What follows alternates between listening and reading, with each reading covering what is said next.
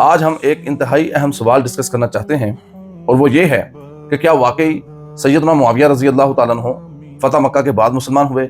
کیا واقعی آپ اسلام قبول کرنے کے بعد بھی ایک سیاسی شخصیت تھے؟ تو آئیے تحقیق کے ساتھ حقیقت جانتے ہیں۔ سیدنا معاویہ رضی اللہ تعالیٰ عنہ وہ جلیل القدر صحابی ہیں جن کو خود رسول اللہ صلی اللہ علیہ وسلم نے مرحبا کہہ کر خوش آمدید کہا۔ مورخین کے مطابق آپ رضی اللہ تعالیٰ عنہ صلح حدیبیہ کے 1 سال بعد یعنی 7 ہجری میں مسلمان ہوئے، لیکن آپ رضی اللہ تعالیٰ عنہ نے اپنے اسلام کا کھلم کھلا اعلان جو ہے وہ فتح مکہ کے بعد کیا، تاکہ آپ کے والد سیدنا ابو سفیان رضی اللہ تعالیٰ عنہ اور اہل قریش کی دل شکنی نہ ہو۔ اور حافظ ابن حجر رحمہ اللہ نے بھی یہی موقف اختیار کیا ہے، لہذا الاصابہ فی تمییز الصحابہ کے اندر لکھتے ہیں کہ سیدنا معاویہ رضی اللہ تعالیٰ عنہ فتح مکہ سے پہلے مسلمان ہوئے اور آپ کاتب وحی بھی رہے ہیں۔ اور یہی بات علامہ ابن حجر حاتمی نے اپنی مشہور کتاب تطہیر الجنان کے صفحہ نمبر 7 اور 8 پر بھی نقل کی، اور اس بات پر ہونے والے تمام اعتراضات کا مدلل جواب بھی دیا ہے۔ یہ تمام حوالہ جات اس بات کا واضح ثبوت ہیں کہ سیدنا معاویہ رضی اللہ تعالیٰ عنہ محض ایک سیاسی شخصیت نہیں تھے،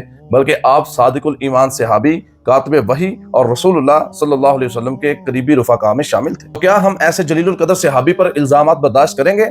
وہ عظیم صحابی کہ جن کو رسول اللہ صلی اللہ علیہ وسلم نے خود امین اور قوی کہا، اور اللہ تعالیٰ نے جس کے ہاتھ پر اسلامی فتوحات کی بنیاد رکھی، ایسے عظیم صحابی کے اوپر الزام لگانا سراسر ظلم اور تاریخ سے انکار ہے۔ آئیے سچ کو پہچانیے اور صحابہ اکرام رضوان اللہ علیہم اجمعین کی عزت و عظمت کا دفاع کریں۔ سیدنا معاویہ بن ابی سفیان کاتب وحی، فقیہ، امیر اور صحابی رسول ہیں۔